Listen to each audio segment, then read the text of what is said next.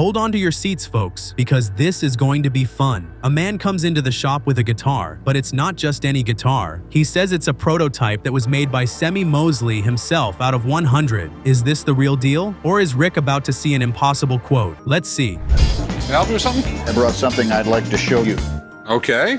I'm assuming that's a guitar. Not just any guitar. This is Sammy Mosley's personal blue gospel guitar prototype. A Mosrite. Well, hallelujah.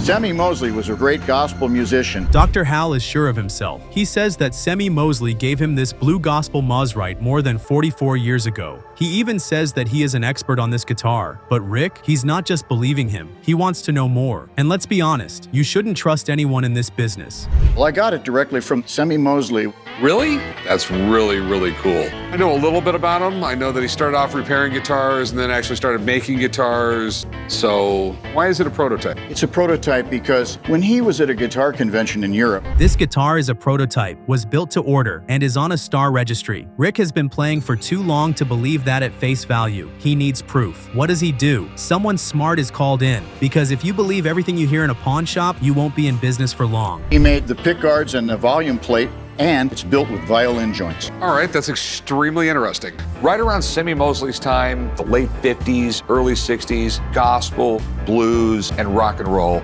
were exploding. So people like Mosley really started experimenting with new sounds. And now Jesse, the guitar pro, comes along. There is no question that he is impressed. The guitar has a lot of history, and the serial number seems to be correct. Now comes the important question: how much is it worth? Dr. Hal wants $100,000, but what about Jesse? He tells her the big secret: $25,000. Oh no. How much do you want for it? Well, it's about the rarest prototype guitar that exists. At a high-energy auction event, it would bring somewhere between $200,000 and $250,000. Now, I know this is not an auction, but realistically, I'd take $100,000 for it. Dr. Hal is not pleased. From the 1990s, he knows that this is worth $100,000. Jesse won't give up though. He talks about early Les Paul guitars that didn't even sell for that much money. Les Paul is one of the most famous names in music history. What chance does this Mosrite have if Les Paul can't make six figures? So I will be right back. Thanks. The moment you walk into my store and try and sell me something, you are no longer the expert. I have to get an unbiased opinion on what this thing is worth before I make an offer. Jesse, my man, what's up? Come on. So is this the Mosrite in question? Yes. But wait, things get worse. Rick throws down the last hammer. He's not giving you anything. The look on Dr. Hal's face shows that he believes Rick has made a huge error. He is sure that this guitar will sell for at least $200,000 at a high-end sale. But Rick, he's not willing to risk it. It's kind of a pretty well-documented guitar. There's a couple things I can get a date on this. The Mosley tailpiece, for one. The Mosrite of California on the pickups. The style of the knobs. I would say this guitar is probably 67 or 68. The serial number is GA009. That's it for today. Another deal that didn't go through. Dr. Hal turns away, sure that Rick missed a huge chance. But did he really? Or did he just avoid a disaster that cost too much? Rick doesn't trust anyone, which is why he's still the best at board games. What do you think? Rick might have lost a lot of money, but he was smart to walk away. Tell us. Heard for $100,000 or better. I mean, I can Since insure my shoes for 1992. $100,000 with an insurance company. I understand that, but your number's not realistic. It's a really rare piece. Prototypes of Les Pauls at the Les Paul auction did not bring $100,000. Les Paul is credited with inventing the solid body electric guitar. You won't believe what the pawn shop got today. A woman walks in with a Beatles guitar that has been signed by all four members. Yes, that's John, Paul, George, and Ringo. We're talking about a gold mine if this thing is real. I've got something here for you to see. Okay. It's not a machine gun or anything, is it? No, no. Whoa. It was signed a long time ago, in 1964, but she says she got it in 1987. That's the height of Beatlemania. Rick is interested, but he is also skeptical since it is very hard to find a real signed Beatles guitar. I actually got it from a customer. I was in a wholesale t-shirt business. I've had it for over 30 years, and I think it's a real deal. That's pretty amazing. I mean, it's the Beatles. I mean, they really are considered the most iconic rock band ever. People knew the Beatles didn't sign guitars, so fakes were easy to find. A smart person like Rick has seen roadies sign things backstage and then pass them off as real to cool off fans. And since it costs $100,000, you can bet that he's going to get this checked out. A signed Beatles guitar from the 1960s is practically unheard of. But that doesn't mean it can't exist. If this lady's story actually checks out, this would be a mega find. Have you ever had this looked at by anybody? Yes, by many people. Okay, looks absolutely amazing, but this happened a lot with the Beatles, you know. Warwick, the expert on music collectibles, comes in, and right away, warning signs. He points out something very important. The guitar is signed with a felt-tip pen. What? Sharpies didn't exist in 1964? Warwick doesn't believe it. He says that the Beatles didn't use thick black markers to sign back then, but ballpoint pens. Maybe a couple people to look at this, so I'd be happy to have somebody look at it. hang on for a little bit. I'm gonna call some people. Good. Appreciate it. I've had some experts look at it. I think it's good. And so, of course, I want to see somebody else's opinion. Rick's alarms are going off now. Warwick advises getting an autograph expert to help. Someone is going to lose their heart if this thing is fake. Be signing with a ballpoint pen, not a Sharpie. That's not really true. In 1940, the felt pen was invented in Japan. In 1962, felt pens, the flare was brought over here. I remember those.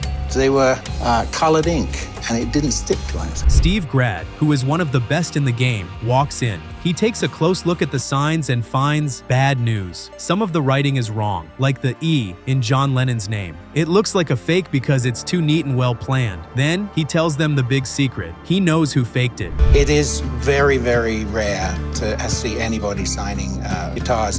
In 1964, they signed autograph.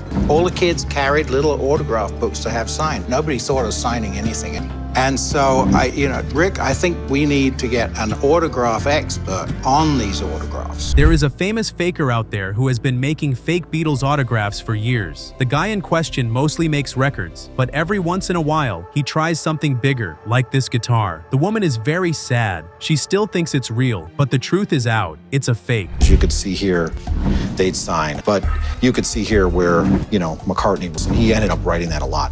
Rick says sorry, but he won't do anything about it. She still holds on to hope as she takes the guitar and leaves. In the world of pawns, though, things that seem too good to be true really are. Could you have been fooled? Tell us. You see Ringo Starr, Right. would typically put a star. That's also something that kind of sticks out right here. So there's some things on here. People hold on to your seats. A one-of-a-kind semi-Mosley Blue Gospel prototype is what Dr. Hal just brought into the shop and says is the rarest Mosrite guitar ever. He says it was made so gospel singers can sing while doing the Lord's work. It's even stranger than that. He wants $100,000 for it. Is Rick going to make a deal, or will an expert show them a secret that changes everything? I'm assuming that's a guitar. Not just any guitar. This is Semi Mosley's personal Blue Gospel guitar prototype. A Mosrite. Well, hallelujah. Dr. Hal is sure because he says he bought the guitar 44 years ago straight from Semi Mosley. It has hand-wound pickups that were made just for it, a pickguard that isn't like any other, and violin joints. He even has proof that it is on file with the famous registry. So does that mean it's really worth $60,000? Rick doesn't believe it. The time has come to call in a pro. So it's worth a lot of money. Where did you get it? Well, I got it directly from Semi Mosley. Really? That's really, really cool. The guitar pro Jesse is called in by Rick. He looks at the serial number, which is GA-009. It is, in fact, the original. That's not all, though. Jesse thinks it was made in 1967 or 1968, not 1965, like Dr. Hal says. It's still rare and worth a lot. Then, it was time for the truth. Jesse says how much he thinks it's worth. It's a lot less than what was predicted. He made the pickguards and the volume plate and built with violin joints. All right, that's extremely interesting. Right around Semi Mosley's time, the late 50s, early 60s, gospel, blues, and rock and roll were exploding. Boom! Jesse drops a bombshell. He wants $20,000. Yes, not $100,000 or $50,000, but just $25,000. Dr. Hal is not pleased. He says it was worth $100,000 when it was valued in the 1990s. Jesse doesn't believe it, though. He says that not even the first Les Paul guitars could go that high. There is tension in the room. Is this deal going to fall through? How much do you want for it? Well, it's about the rarest prototype guitar that exists. At a high-energy auction event, it would bring somewhere between $200,000 and $250,000. Now, I know this is not an auction, but realistically, I'd take $100,000 for it. Quite frankly, that sounds expensive. Rick needs to make a choice. He appreciates how unique the guitar is, but unique doesn't always mean a lot of money. He offers $20,000. Dr. Hal looks shocked. This is a lot less than he thought it would be. Does he want to take it, or is this deal over? The moment you walk into my store and try and sell me something, you are no longer the expert. I have to get an unbiased opinion on what this thing is worth before I make an offer. Jesse, my man, what's up? Come on. So is this the Mosrite in question? Yes. It is a really cool guitar, man. Very, very cool. Where'd you get this at? I got it from Semi Mosley. Dr. Hal will not move. He is sure that he could get at least $200,000 at a sale. Rick doesn't agree though. He knows that the market isn't the same as it used to be. Now is the big moment. Will Dr. Hal take the money or leave? Pretty well documented guitar. There's a couple things I can get a date on this. The Mosley tailpiece, for one. The Mosrite of California on the pickups. The style of the knobs. This is the prototype gospel guitar. All right, big question. What do you think it's worth? After that, it happens. Dr. Hal moves around. He's not going to take the deal. Rick shakes his head as the guitar leaves the store. Another one-of-a-kind item is lost. But did Dr. Hal just do something really wrong? Insured for $100,000 or better. I mean, I can Since insure my shoes for 1992. $100,000 with an insurance company. I understand that, but your number's not realistic. It's a really rare piece. Prototypes of Les Pauls at the Les Paul auction did not bring $100,000. Rick knows that the guitar is unique, but not all unique things are worth what they're worth. Dr. Hal is sure that he can get more somewhere else, but will reality set in? Or is he going to leave this guitar on the shelf for another 44 years? We're just at where we are. I mean, Thanks, sorry Jesse. about that. You know, it was really cool to see Simi's guitar, but to be honest with you, I'm just kind of glad I got out of there without a black eye. So, that was a high-stakes discussion that didn't lead to a deal. Will Dr. Hal feel bad about it? A Mosrite guitar that is very hard to find. Will Rick get another chance to get it? Watch out, because anything could happen in this shop. All I can tell you is good luck. Thanks. I think he just made a huge mistake. I know when it goes to an auction house that recognizes this guitar and knows how to market it, I'll probably get $200,000 or more. Hold on tight, everyone. Vince just came into the pawn shop with some paper money from the 1800s, but he doesn't really know what he has. They cost him $7,500 at an auction, and now he needs to get his money back because his wedding is coming up in a month. But will Rick's expert prove a prize or show a bad bet? What do you got here? I've got some of these bills from the 19th century. Do you know anything about them? I really don't. What you have here is education money. To like fund education or... No, it was just to educate people about beautiful works of art. For the time, that was really risque to put bare breast on bills. When Rick looks more closely, he knows right away that these are 1896 Educational Series silver certificates. In the past, these bills were used by the government to bring art and culture to people in poor places. There are pictures of great inventors, historical figures, and even Martha Washington on them. But now the important question, are they really worth that much? Or did Vince pay too much? And I spent $7,500 on this. If I don't get my money back, I'm gonna have one pissed off fiance. We have Bolton, inventor of the steamboat, and that's Morse right there, Morse code. And it's like one of the few bills where Martha Washington's on it. Rick knows that these bills could be worth anywhere from $200 to $25,000, based on how good they are and how old they are. But there's a catch. It's not easy to grade paper money. A small fold or crease could make it worth thousands less. To avoid making a mistake that costs a lot of money, Rick calls Leonard. I'm always getting into some type of trouble. It happens all the time, man. This money is just, it's beautiful. I mean, it's the prettiest paper money the United States ever made. Leonard shows up and says that these bills are very rare. From Fulton's steamboat to Morse's telegraph, each one tells a story from history. But now comes the important part, the grade. The first bill, it's worth $700 less with a centerfold. The second, several folds, $2,500. The last one, almost perfect condition, $7,500. Vince's risk paid off. Used to be a grader for the American Numismatic Association. These are some important banknotes. These are silver certificates from 1896. This is what we call the educational series. You know, young country, history's going to educate us. The whole amount? More than $10,000. Vince is very happy, but we need to talk things over now. He wants $10,000 because he knows the bills are very rare and in great shape. But Rick, who is always good at business, comes in low with $8,000. Will Vince stand his his ground, or will he get less than he wanted? In this one, we've got Civil War heroes Grant, Sheridan, and this note shows electricity is the dominant force in the universe. Vince fights back. He knows it was a big risk, and he's not going to give up for a $500 return. He responds with $8,500, which makes Rick think, how much is he ready to pay for these? He knows he can sell them for a good profit. 8,500 is it, period.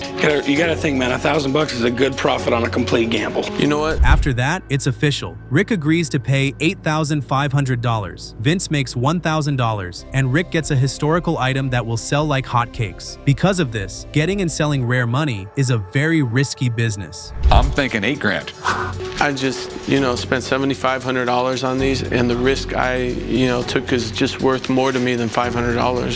I'll let you make $1,000 off me, and not a dime more. So 8,500?